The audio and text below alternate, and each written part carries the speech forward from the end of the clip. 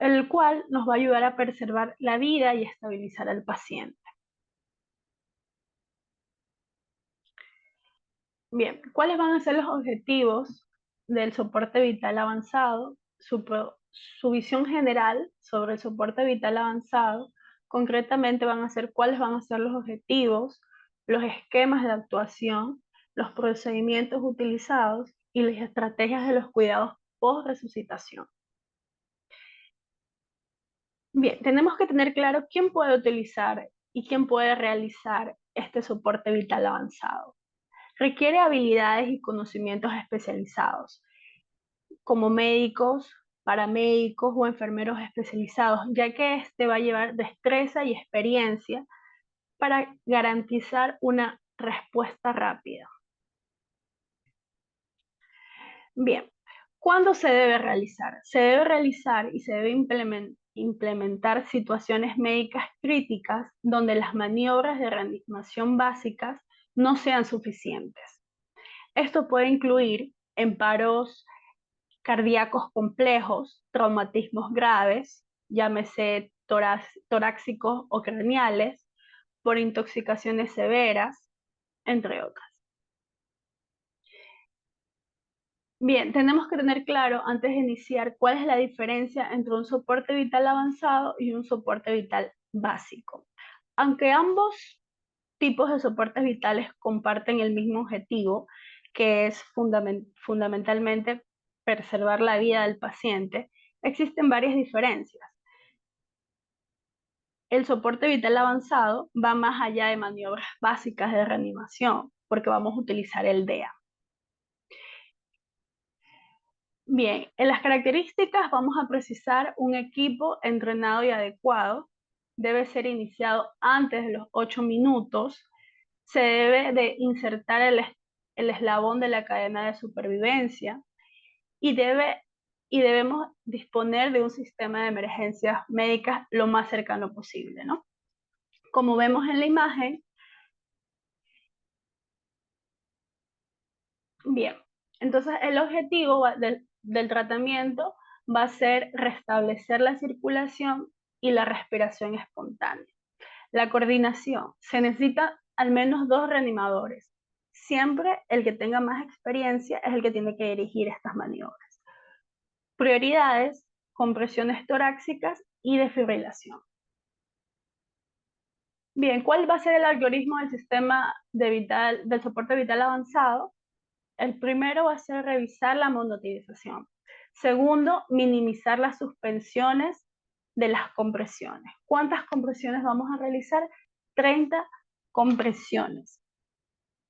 Estas tienen que estar de 1.5 pulgadas, aproximadamente unos 5 centímetros por debajo del pecho en el adulto y en un pediátrico 5 centímetros por debajo. Ya vamos a tener que presionar firmemente nuestras manos hacia el paciente, ventilar un CO2 al 100%, tenemos que canalizar una vía, preferentemente que sea periférica, aislar la vía aérea, administrar adrenalina de 3 a 5 minutos, valorar si el paciente hay que administrar atropina, aminodorona o magnesio. Como vemos en el algoritmo, en la parada cardíaca, lo primero que hay que hacer es llamar al equipo de resucitación, el que nos va a esperar en la casa de salud. Vamos a realizar 30 compresiones y 2 ventilaciones. Vamos a conectar el monitor, el desfibrilador, y aquí vamos a evaluar 2 diferencias en el monitor, si es desfibrilable o no desfibrilable. Si es desfibrilable, vamos a hacer un choque. El primer choque vamos a hacer el monofásico de 360 y el bifásico de 150 a 360. ¿Y cuál va a ser la diferencia entre un desfibrilable y no desfibrilable? Es que en el desfibrilable lo vamos a utilizar para taquicardias ventriculares sin pulso y en fibrilaciones ventriculares. En cambio, en la no desfibrilable, como su palabra mismo lo dice, en cuando ya el paciente está en asistólica o cuando haya actividad eléctrica sin pulso. En los dos, después de valorar en el monitor, hacemos una RCP de 2 minutos y aquí tenemos que detectar las causas reversibles de un paro cardiorrespiratorio, ¿no? Como una hipoxia, como una embolia, como una hipovolemia, una hiperpotasemia, alteraciones metabólicas, una hipotermia, neurotórax, atención, un taponamiento cardíaco, trombosis y fármacos. En cuanto a la técnica de puño-percusión precordial, esto solo es útil en las fibrilaciones ventriculares y en las taquicardias ventriculares, en los primeros segundos. Quiere decir esto que casi al instante que vemos al paciente y que reconocemos que está en una parada cardiorrespiratoria. Se resuelve del 11 al 25% en taquicardias ventriculares y el 2% en las fibrilaciones ventriculares, indicada para paradas cardíacas presenciadas por el personal sanitario, como lo indiqué antes, en los primeros segundos de evolución, sin que se disponga instantáneamente a un desfibrilador. Esto aquí damos a tiempo a que el aparato llegue. Bueno, aquí en esta imagen podemos ver cómo se observa las fibrilaciones ventriculares, cuáles son los ritmos. Cuando ya tenemos este tipo de imágenes en pacientes, tenemos que saber que ahí hay una evidencia de fibrilación ventricular y se aplicará en las primeras descargas. De 360 con descargas monofásicas, quiere decir monofásica, una sola línea de carga, y de 150 a 200 con descarga bifásica. Sin analizar el ritmo y sin buscar pulsos, se realiza 2 minutos de RCP. Entonces, ahí volvemos a analizar el ritmo. No solo se busca el pulso, si vemos que el ritmo está organizado y si hay una fibrilación ventricular, se persiste y se realiza una segunda descarga de 360 con descarga monofásica y de 150 con descarga bifásica. Se realiza 2 minutos de RCP y volvemos a analizar el ritmo.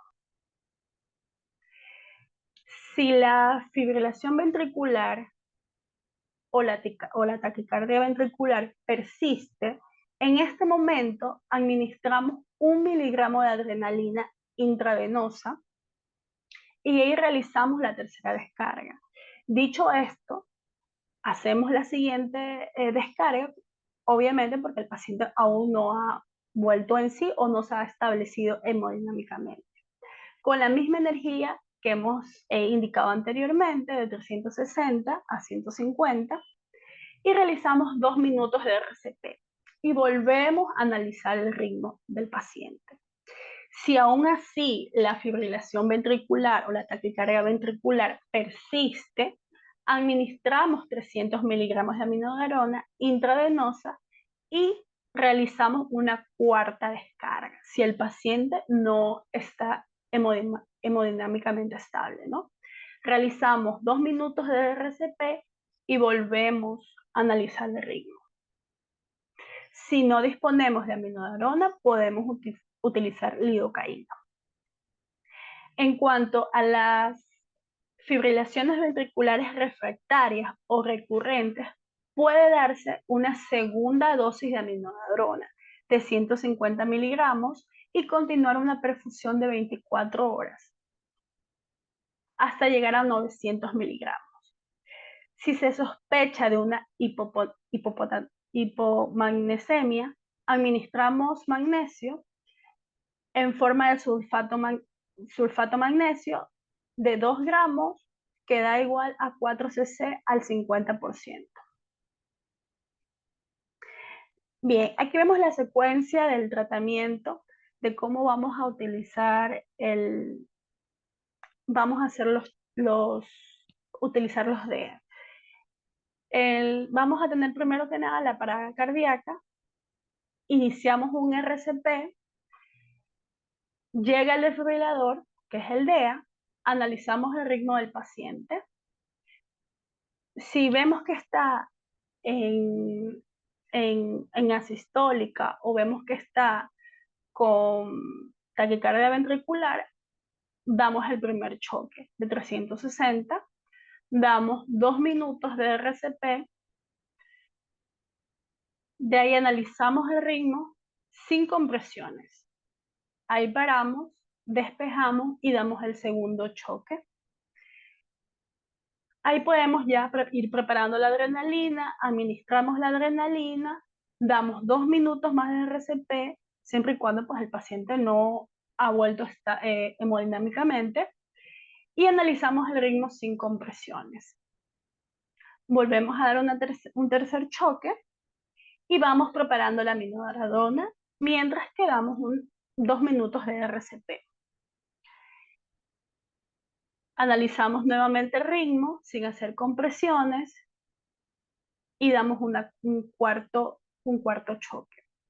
Ya en este cuarto choque que hemos dado, el paciente va a presentar asistólica, donde ya lamentablemente pues ya no podemos, dependiendo del criterio médico, si el médico quiere seguir dando más choques o a su vez, si ya el paciente presenta asistólica, paramos ahí. Bien, durante el RCP tenemos que minimizar las interrupciones de las compresiones torácicas.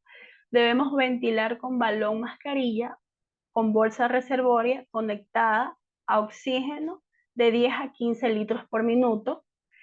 La vía venosa, preferentemente siempre pues, debe ser periférica, pero si no hay destreza para poner una periférica, una venosa.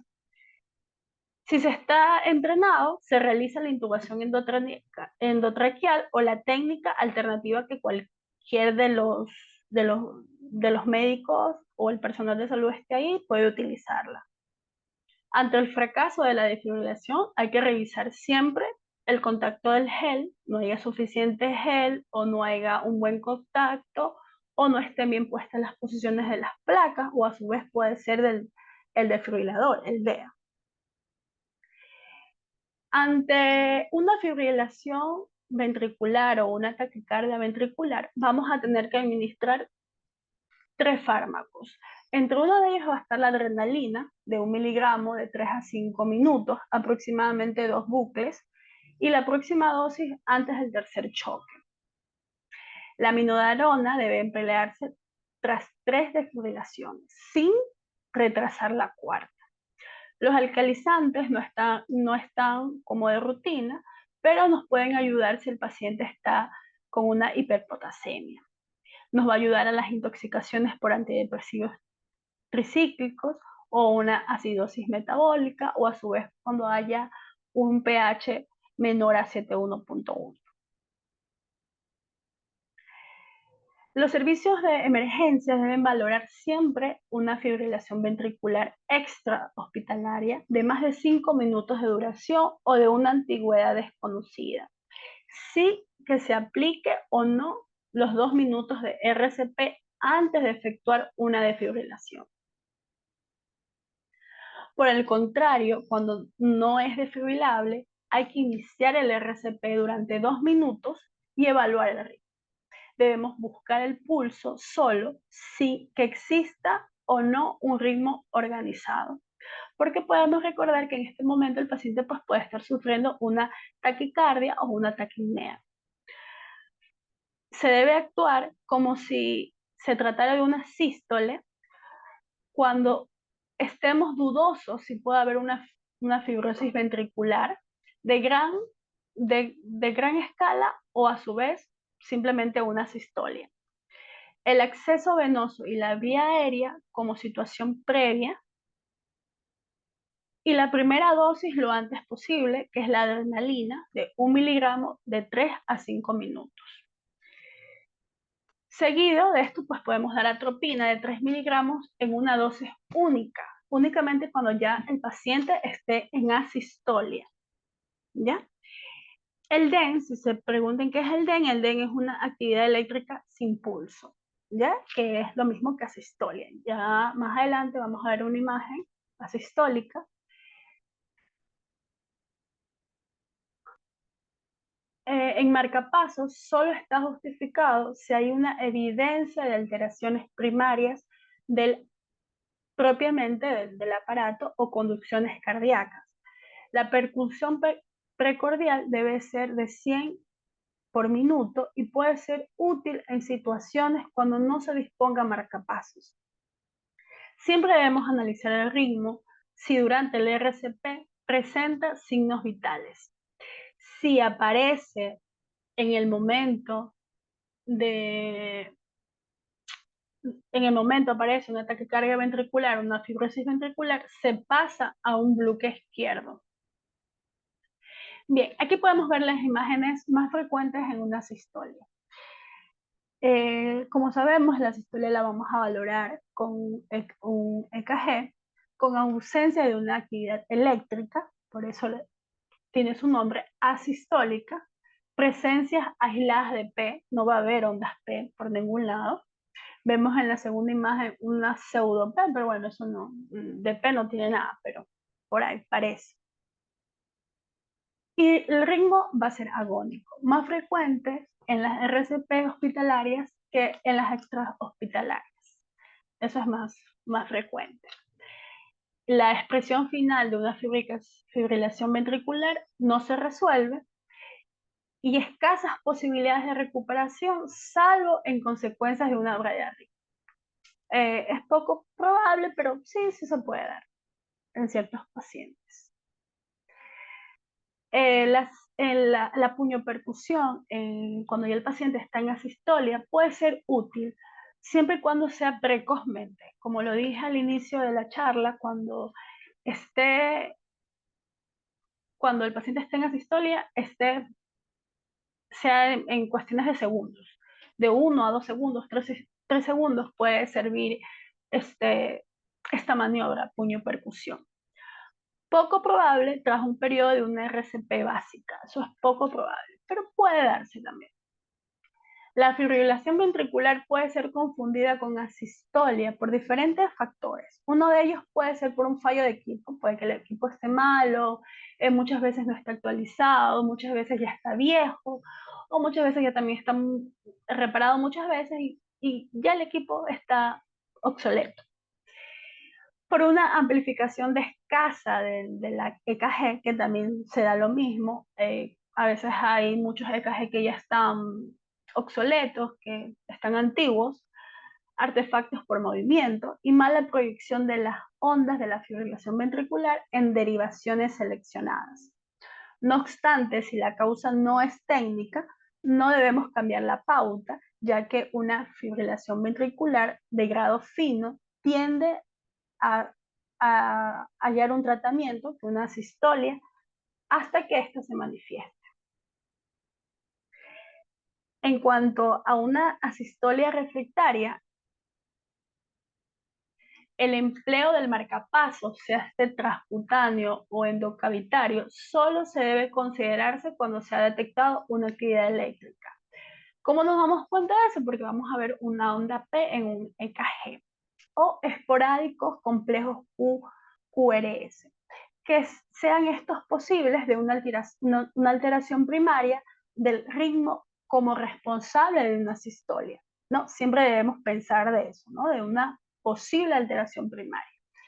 Salvo que este se dé por una hipotermia y la recuperación tras 20 minutos de asistolia, pero vuelvo, y ya lo dije, es muy poco probable. De 10 pacientes, pueden ser 2, más o menos, para que se hagan la idea de lo poco probable que puede ser.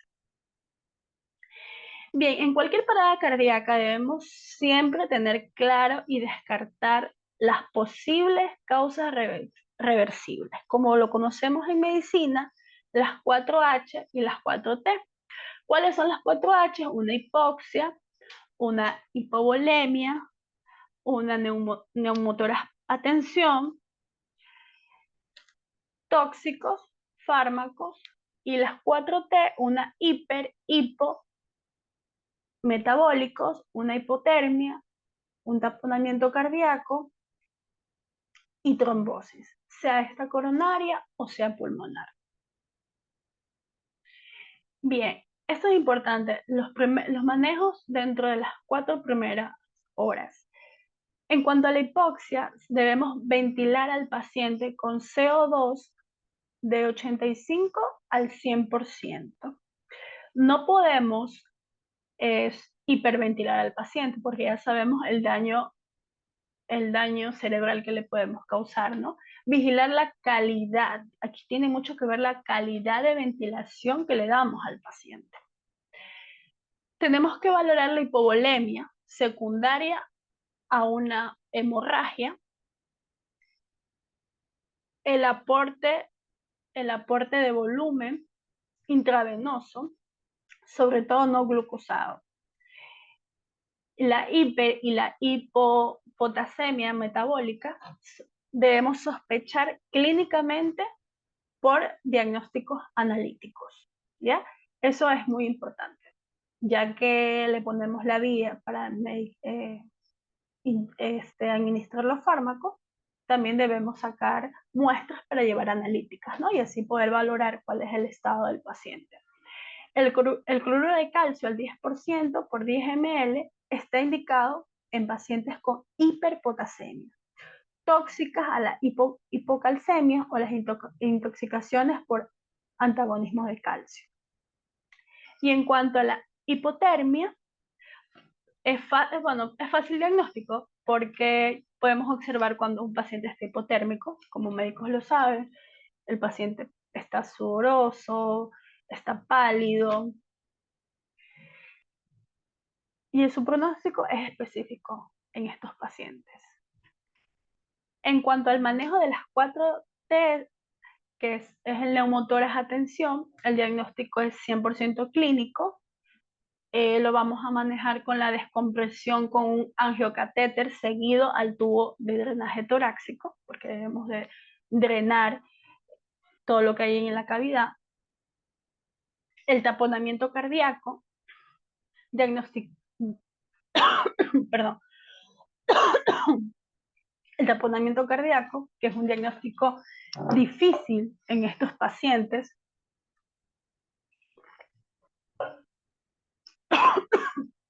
excepto cuando los traumatismos torácicos y a su vez en cirugías cardíacas. Bien, y también según sea su etiología, en pericardiocentesis o en toracotomías. En cuanto a los tóxicos y la sobredosis de fármacos, siempre tenemos que evaluar en estos pacientes los antecedentes. Y ante todo fármaco debemos usar el antídoto, siempre y cuando se disponga. Por lo general siempre se va a disponer en una ambulancia y en una casa de salud. En cuanto a las trombosis en estas coronarias o pulmonares, no hay evidencia suficiente para el uso de los fibrinolíticos en pacientes con paradas cardíacas no traumáticas. Puede utilizarse en PCGs por embolismos pulmonares que no van a responder inicialmente a un RCP. En estos casos, el RCP se puede prolongar de 60 a 90 minutos. Hay casos y casos, ¿no? También todo depende cómo el paciente va respondiendo hemodinámicamente, pero este puede prolongarse, puede ser un poco menos, pero de 90 minutos nunca va a pasar. Los cuidados post resucitación. ¿Qué hacemos cuando ya los pacientes pues ya les hemos hecho el choque, ya le hemos dado los fármacos, ya lo tenemos estable hemodinámicamente? Vamos a utilizar los elementos esenciales de la cadena de supervivencia. ¿Qué quiere decir esto? Que nos ha indicado que ha habido una tasa de un 85% de reanimaciones con éxito.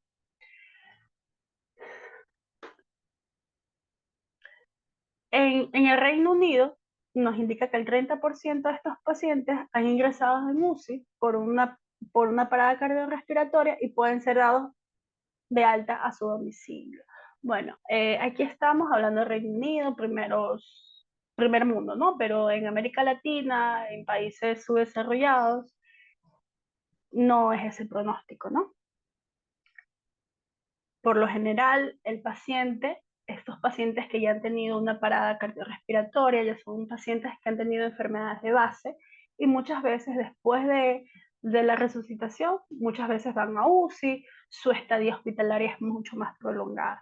Y sobre todo la tasa en el Perú es mucho más alta, ¿no? Mucho más alta que el paciente mantenga en casa de salud más tiempo y que fallezcan, pues sí tiene una tasa alta, como les indiqué, porque tienen enfermedades de base.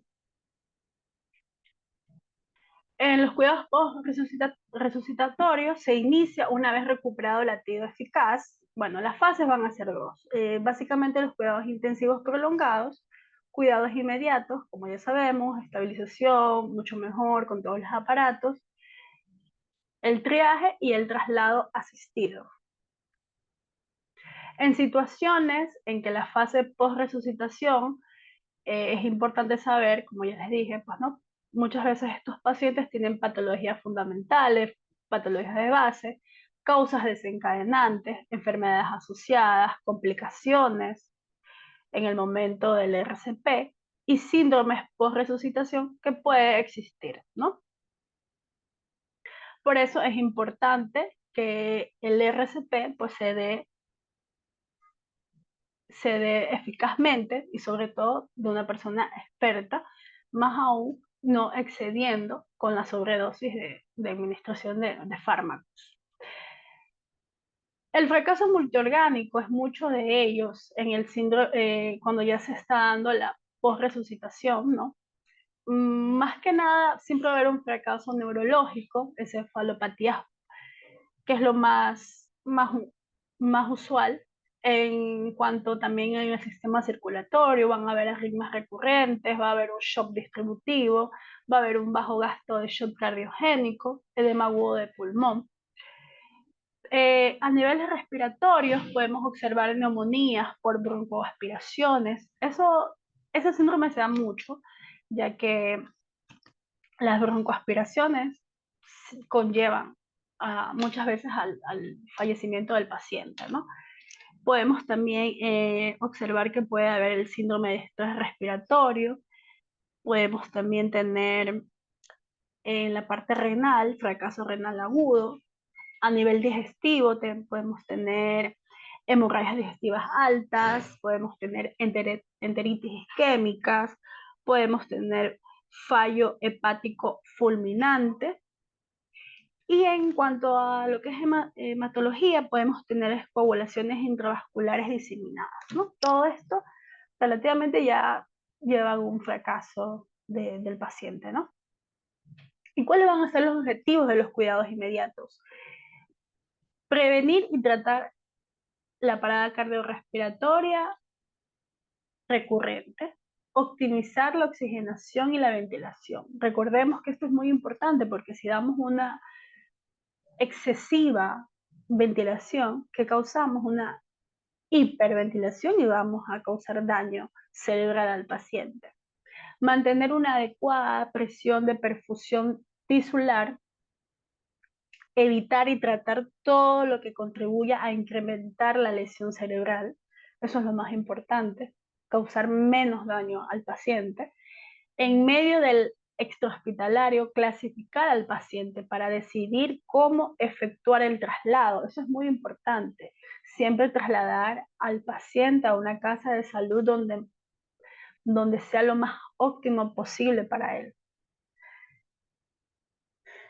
Bien. Y es importante valorar el síndrome coronario agudo cuando el paciente tiene elevación del ST, que la estrategia será mucho mejor en una reperfusión. Y el traslado asistido a un centro, bueno, como ya lo dije, es lo más útil. Es importante que tengamos muy muy en cuenta los cuidados inmediatos, que va a ser la monotirización de dos cosas. Lo más importante, verificar siempre la saturación de oxígeno periférico y verificar siempre el EKG.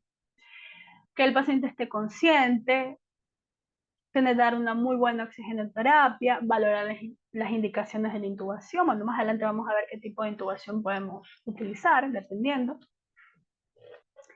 El paciente, si el paciente ya está inconsciente, tenemos que tener claro que tenemos que aislar la vía aérea. Para aislar la vía aérea tenemos que tener técnicas adecuadas, que hay dos tipos de técnicas que ahora vamos a ver.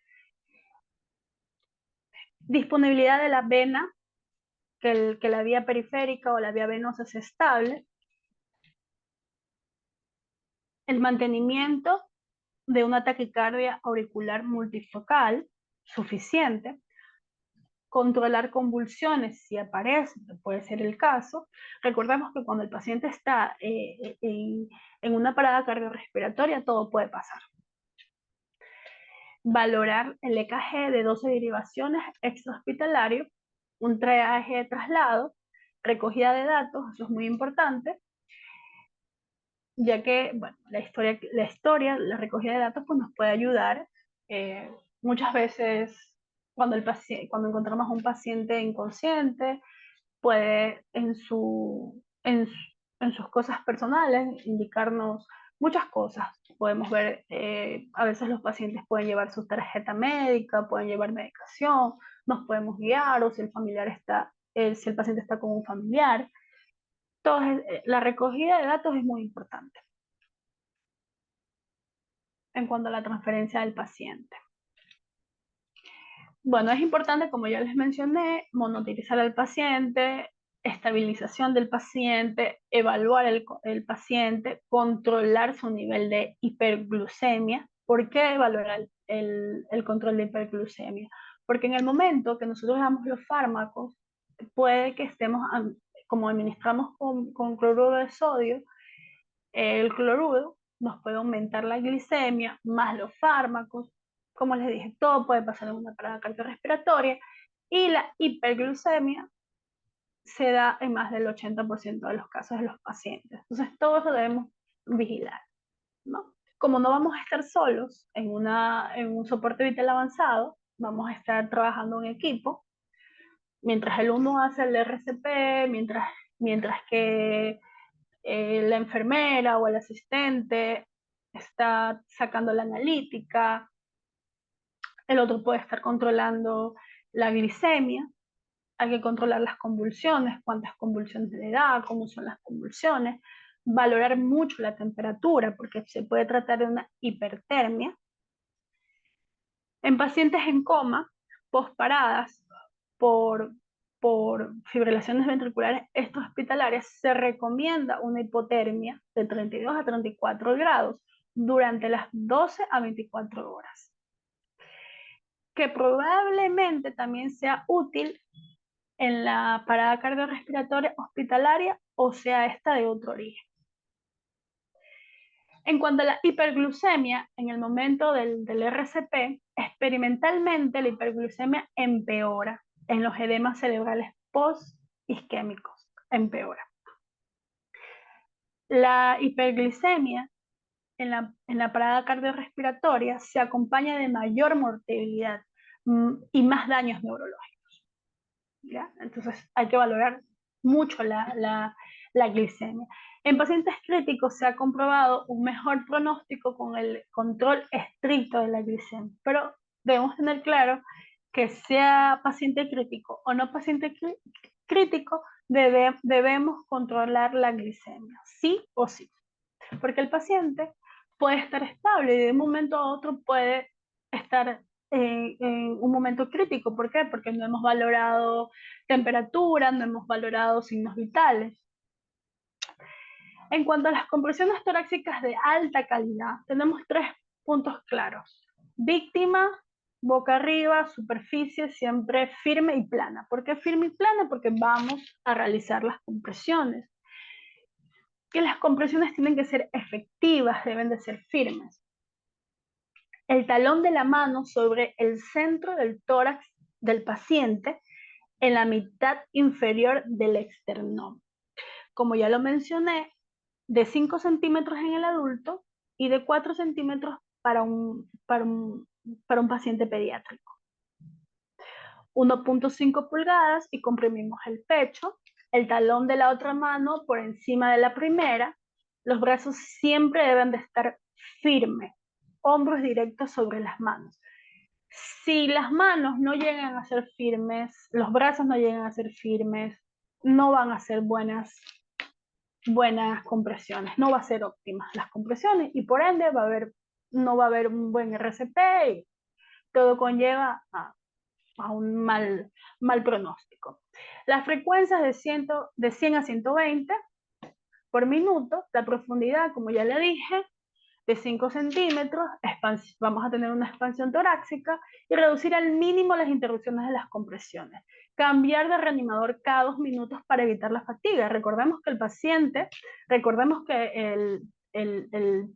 paciente está inconsciente, está en un estado de shock y el reanimador, el médico, la persona que está realizando el soporte, 30 compresiones va a cansarse. Por eso nunca va a estar solo. Tiene que estar con un compañero. Entonces, cuando ya esté cansado, porque va a cansar estas resucitaciones, debe darle mano, ayudarle su compañero. Ya vamos a ver la importancia de trabajar en equipo. En cuanto a las ventilaciones en el adulto o en el pediátrico, pues tenemos que realizar una maniobra que es la inclinación de la cabeza hacia arriba, elevando el mentón. Hacemos tracción mandibular, como podemos ver en la imagen. Directamente cogemos de una mano, ponemos hacia la frente del paciente, tiramos todo hacia atrás, nos podemos ayudar con la mandíbula, haciendo tracción mandibular. Los dispositivos de barrera, bueno, ya vamos a ver, pueden ser mascarillas de bolsillo, pueden ser bolsa mascarilla, puede ser las de Gudel, que lo vamos a ver más adelante. Aquí podemos ver bolsa, mascarilla. Si se fijan en la imagen, en la segunda imagen, en esta, podemos ver cómo el resucitador, el médico, toma de una mano, está haciendo ambú, y del otro lado, cómo sella. Si se dan cuenta aquí, cómo sella el ambú con la mascarilla. Esto también conocido como técnica C. ¿Para qué se da esto? Para que sea eficaz, ¿sí ven? Sea eficaz y no haya fuga por ningún lado. Sea eficaz la ventilación. Bueno, en cuanto al fibrilador, este es el DEA, aquí vemos los parches. Ya, este es un equipo ligero, es portátil, es súper fácil de llevar a todos lados, este es el que identifica el ritmo cardíaco anormal y es el que va a precisar una descarga, ¿no? Sea monofásica, bifásica. Ya les indiqué que la monofásica es una carga, bifásica, bueno, la palabra no lo indica. Puede administrarse de una descarga capaz de interrumpir el ritmo anormal y establecer un ritmo normal del corazón. El tiempo que transcurre entre el lapso de defibrilación es un factor muy importante. ¿Para qué? Para la supervivencia del paciente a un paro cardíaco súbito provocado por una fibrilación ventricular o una taquicardia ventricular sin pulso. El DEA, o también conocido como desfibrilador, se utiliza para analizar el ritmo cardíaco, ¿no? Para verificar si hay presencia o no de un ritmo, y así sea este responsable de dar tratamiento de descarga. Si se percibe una fibrilación ventricular o una taquicardia ventricular sin pulso, el dispositivo avisa la administración de una descarga eléctrica. O sea, esto es automático. Nosotros ponemos los parches, colocamos los parches y el aparato lo va a indicar. ¿Ya? ¿Por qué? Porque va a haber asistolia, va a haber falta de onda P. Este detiene la fibrilación ventricular o a su vez la taquicardia ventricular sin pulso y la restablece, ¿no? Esa es su finalidad, ya, restablecer el ritmo. El sistema eléctrico del corazón para posibilitar el retorno del mismo a un ritmo cardíaco normal o al menos regular, ¿no?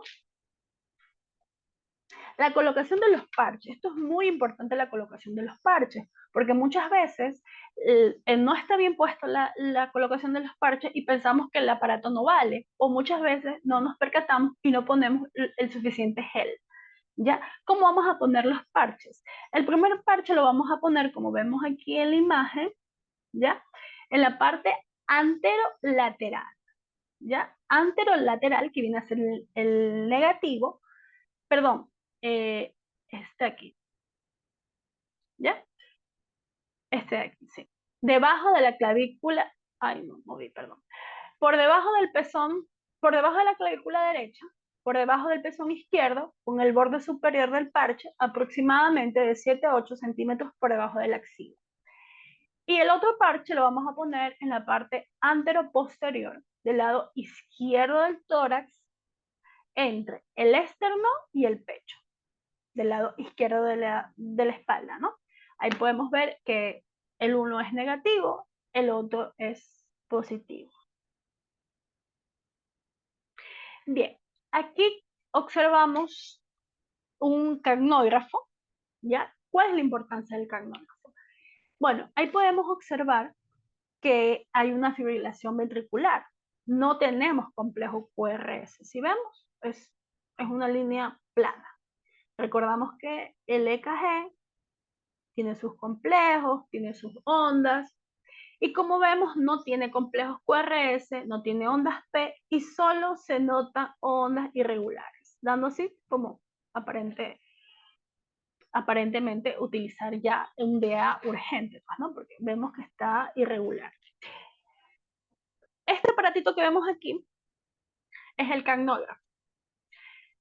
¿Qué es el cagnógrafo? El cagnógrafo, sabemos, como lo vemos aquí, es un monitor. Ya, esto es un monitor no invasivo. Es muy importante porque no es invasivo. Nos va a ayudar a complementar el pulso y nos ayuda a valorar la oxigenación del paciente y vamos a necesitar, bueno, no vamos a necesitar, es necesario que tenemos que medir el dióxido de carbono, ¿no? Exhalado, sobre todo del paciente. Eso es importante, ¿no? Porque así podemos ver en qué estado encontramos al paciente. Ya, aquí también vemos, así, aquí a simple vista, inmediatamente podemos analizar que estamos viendo un EKG anormal, ¿no?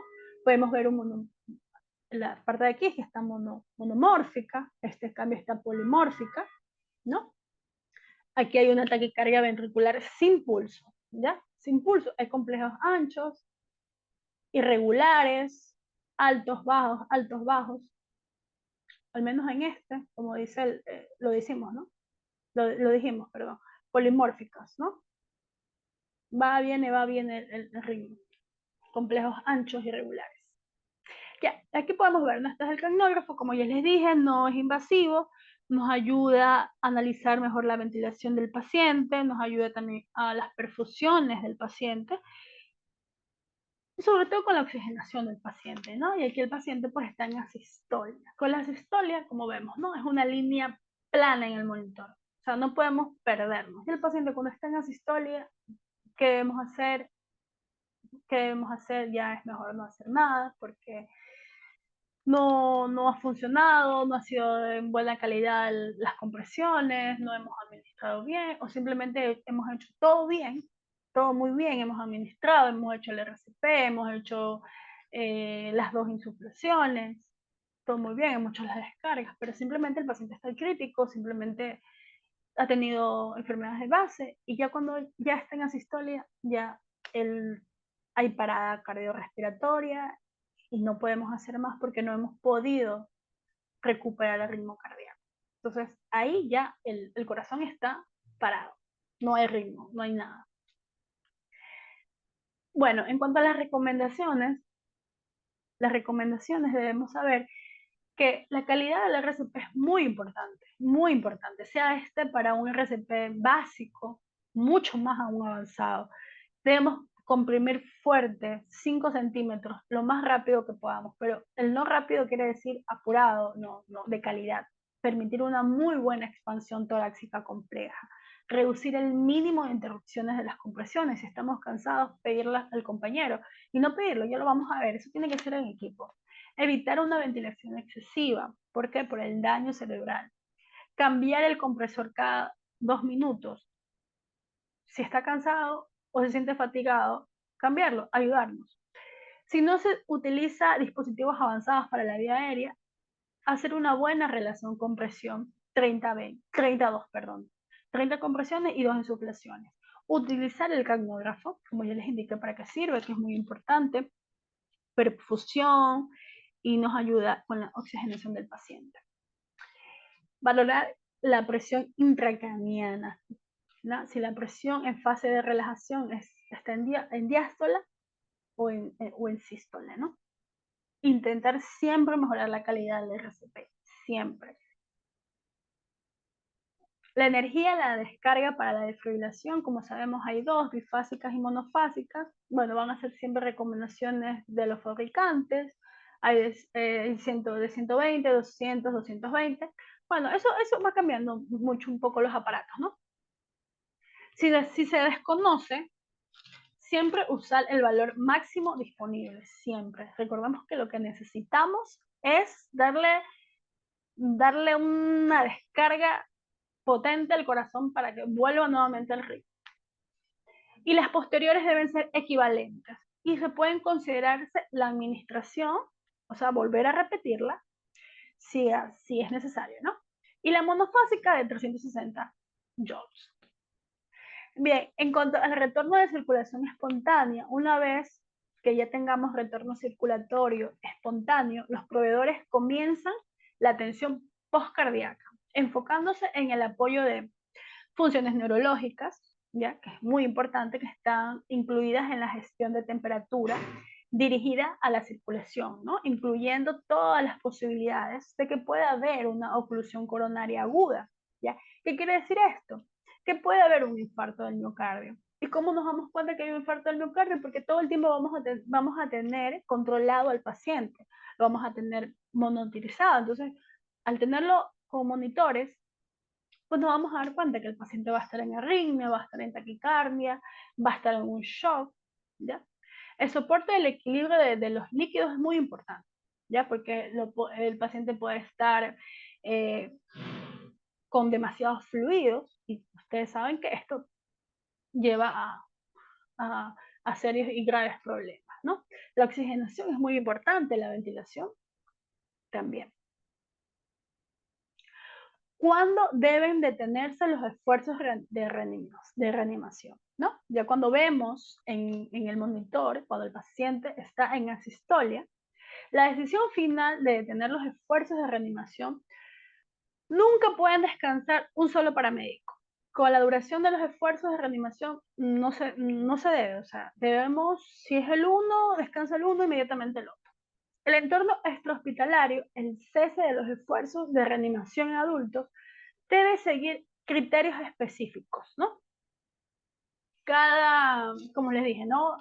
Al inicio, cada médico tiene un criterio, o a veces los médicos nos tenemos que regir a ciertos criterios de la casa de salud, ¿no? Pero ya cuando el paciente está en asistolia, dependiendo, ¿no? Hay criterios médicos, hay médicos que insisten 10 minutos más, 20 minutos más para darle descarga, para ver si es que el paciente viene en sí, ¿no? No es como vemos en las series de Netflix o en las series de ahí, de estos residentados, que vemos que está 40, 60 minutos y no, eso no pasa. Bien, eso es importante, la dinámica en equipo, esto es muy importante, sea esta la dinámica que llevemos dentro de la ambulancia, o sea la dinámica que llevemos en unidad de cuidados intensivos o en la unidad que llevemos al paciente. Esto es muy importante porque debemos de tener, primero tener súper claro cuáles son las funciones durante el intento de la reanimación. ¿Por qué lo estamos haciendo? ¿Por qué debe ser es de calidad? ¿Ya? ¿Qué debemos comunicar? ¿Cómo debemos comunicarnos? ¿Ya? Por eso es muy importante. No que solamente un médico quiera hacerlo todo, que él quiere hacer las compresiones, quiere hacer las insuflaciones, él quiere buscar la vía periférica, también hacer poner la vía, administrar, no, no se puede, ya no se puede, aparte que es un momento de mucha tensión. Entonces, tienen que tener muy claros cuáles son sus prioridades y cómo van a establecerse, qué hace el uno, qué hace el otro, cuál es fundamentalmente el rol. ¿Por qué? Porque es cuestiones de minutos, de segundos que le podemos salvar la vida al paciente. Peor aún cuando no hay una buena dinámica, no hay un buen feeling con los compañeros, el fracaso sobre todo va a ser para el paciente. El líder del equipo. El líder del equipo organiza el grupo, ¿ya? Ese es lo más importante. Él tiene que organizar, tú haces esto, tú haces lo de acá, tú haces lo de más allá. ¿Para qué? Para evitar el excesivo tiempo en espera, porque esto va a llegar a algo fatal para el paciente, ¿ya? Porque no es solamente que sí le salve la vida, como dicen muchos médicos, ¿no? No todos, ¿no? Pero por ahí sí he escuchado algunos, no le salvé la vida, pero ¿cómo le salvaste la vida? No le diste buenos RCP, hiciste demasiadas descargas, hiperventilaste al paciente, ¿cómo lo llevaste? Porque ya lo salvaste, pero está en unidad de cuidados intensivos en coma, o está con un daño cerebral, o está vegetal, ¿ya? Sobre todo evitar el menor daño posible para el paciente. Eso es lo más importante, el menor daño posible, ¿ya? El menor daño posible. Supervisar las actuaciones individuales, ¿ya? Y esto, sobre todo, es de mucha destreza, ¿ya? ¿Cómo va a ser aumentar la destreza? Con una muy buena comunicación, informar a los miembros del equipo, siempre conversar, hablar, coordinar la respuesta del equipo, entrenar y asesorar al equipo. Facilita las explicaciones, quiere decir que previamente ya hacer el manejo de un soporte vital avanzado antes de iniciarlo, ¿no? No estoy hablando en el momento de la actuación, ¿no? En el momento de la actuación tiene que ser muy inmediato todo, pero previamente antes de eso, por ejemplo, si la guardia empezó a las 8 de la mañana, no sé, si recién van a iniciar o recién se van a conocer, tener una junta antes, ¿no? Para facilitar todo, ¿no? Para indicar, tú haces esto, tú haces aquello. Tiene mucho que ver y de mucha importancia las capacitaciones que se le dé al médico. Porque lo más importante, como dice aquí, y ya se los indiqué, es el cuidado integral del paciente. Bien, el manejo de la vía aérea. El manejo de la vía aérea es importante saber las frecuencias de ventilaciones. Vamos a tener dos tipos. El dispositivo, perdón, el dispositivos para la vía aérea hay montones, pero montones. ¿Cuáles van a ser las mejores, las más fáciles de utilizar? Ya las vamos a ver. La ventilación es durante el paro cardíaco y las ventilaciones durante un paro respiratorio, de dos tipos. Cuando es con bolsa de mascarilla, son 2 ventilaciones después de 30 compresiones. Y cuando es en paro respiratorio, hacen una ventilación cada 5 segundos. Cualquier dispositivo avanzado de la vía aérea podemos utilizar asimismo para los dos. Para el paro respiratorio o por el paro cardíaco, podemos utilizar una ventilación de 6 a 8 segundos, alrededor de 8 a 10 minutos.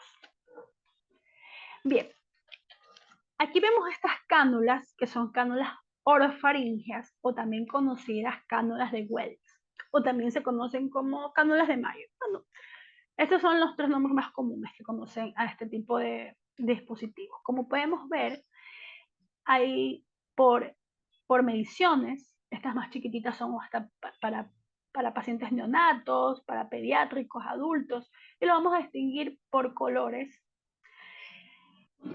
En cuanto a las cánulas orofaringeas, estas van a mejorar la ventilación a través de la boca, obviamente, aquí de la boca, ¿ya? Y esto se da cuando ya vamos a proceder a poner la cánula orofaringea, el paciente está inconsciente, ¿no? Porque sabemos que un paciente consciente jamás va a dejar que nosotros ingresemos esta cánula, ¿no? Jamás. Y es importante que el paciente no tenga reflejo nauseoso presente, ¿no? No se puede, porque si el paciente está vomitando y vamos a introducir la cánula, lo más posible es que haya una broncoaspiración. Ya, este reduce el riesgo de una hiperventilación. Ya, lo importante de las cánulas orofaringeas es esta. Aumenta la insuflación gástrica y el compromiso de la circulación, como resultado a esta de una hiperventilación. ¿Ya? Bien, la cánula nasofaringea, ¿ya? ¿En qué momento usamos la nasofaringea? Cuando vemos, por ejemplo, que tiene el paciente un edema de glotis, cuando muchas veces hay pacientes que están con traumatismos, traumatismo de boca, de mandíbula, entonces no podemos aquí introducir una cánula orofaringea. Entonces utilizamos una nasofaringea, ¿no? Asimismo, también se da por mediciones. Y esta, bueno, como ya les dije, se puede usar en algunos casos que no se puedan, ¿no? Como este traumatismo o a su vez que los pacientes tengan trismo. ¿Qué es el trismo? Bueno, pues ya saben, ¿no? Esa sensación de que tienen espasmos en el músculo de la masticación y mueven mucho los dientes, no se puede. Ahí en esos casos es una cánula nasofaringea. ¿Cómo medimos? Ya aquí vemos aquí el médico o el enfermero quiere medirla. ¿Cómo la medimos? La profundidad se mide el tubo que corresponde entre la distancia, vemos, entre la nariz del paciente, y el ángulo mandibular. ¿Ya? Entre la nariz y el ángulo mandibular del paciente.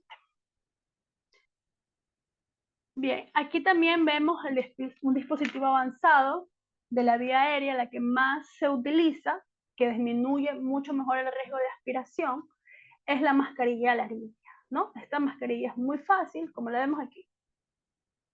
Se introduce por boca, y ¿cómo sabemos que ya está? Porque inflamos el baloncito y ya no se mueve el tubo y sabemos que está bien la vía aérea y ya podemos ventilar. ¿Ya? También podemos usar el tubo laríngeo, que también es muy fácil de utilizar, como vemos aquí. Solamente ingresamos con la guía, aquí hay una guía, introducimos la guía, seguido del tubo, inflamos el baloncito, si ven aquí se llena el baloncito y ya, quedó la vía permeable y podemos realizar la ventilación. Son ventilaciones eficaces. Bien, también el tubo esofagotraqueal, perdón.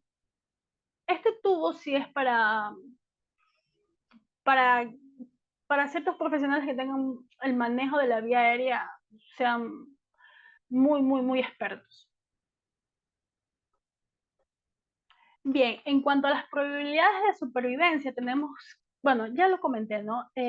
Con o sin RCP, con el 21% y sin RCP el 5%.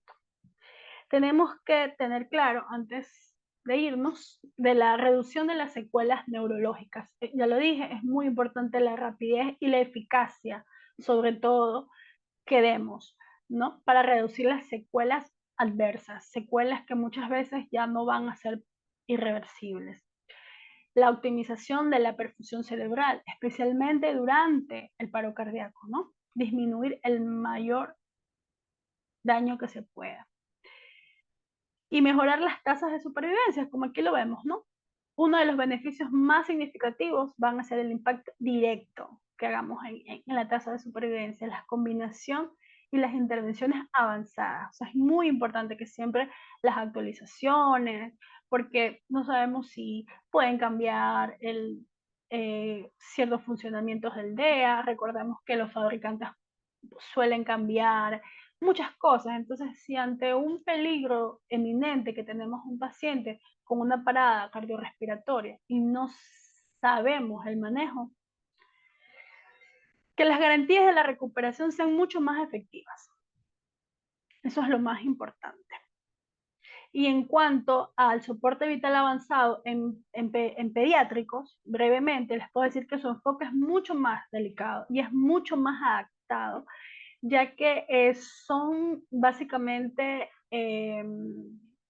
criterios mucho más finos en cuanto sea esta la atención médica, ¿no? La administración de los medicamentos sean ajustados al peso y a la talla, ya específicamente que se alineen con las necesidades fisiológicas del niño. También tenemos un soporte vital avanzado en embarazadas.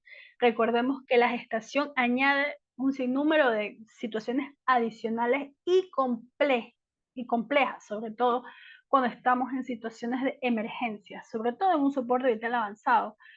Se deben considerar no solamente a la mamá, sino también pues al feto, ¿no?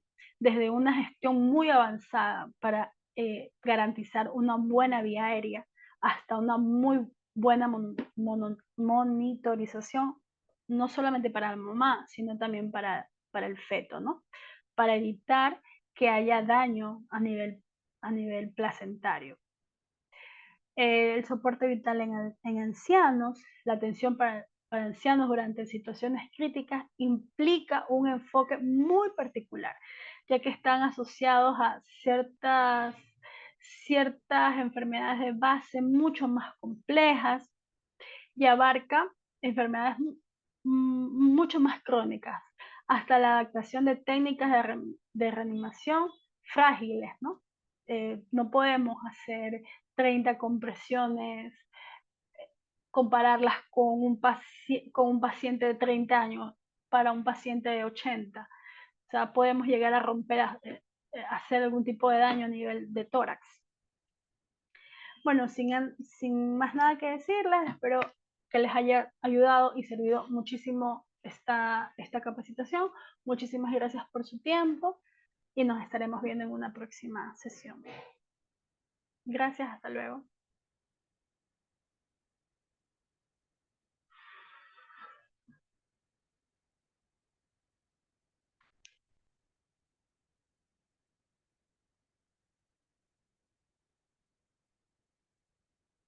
¿Qué?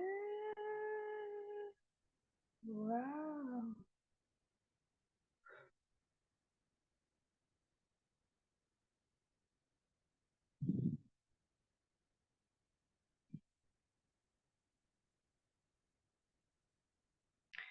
Definitivamente me sentí mucho más segura de estarme viendo por cámara. Yo mismo me ponía más nerviosa.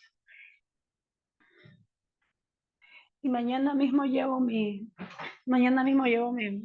computadora al técnico, porque ya me di cuenta que algo hay con la laptop que no se halla bien y sí o sí mañana voy a llevar mi computadora al técnico para que revise. No sé qué pasa con el audio, pero es raro, el computador es nuevo, debe estar mal configurado. Bueno, mañana lo llevo al técnico.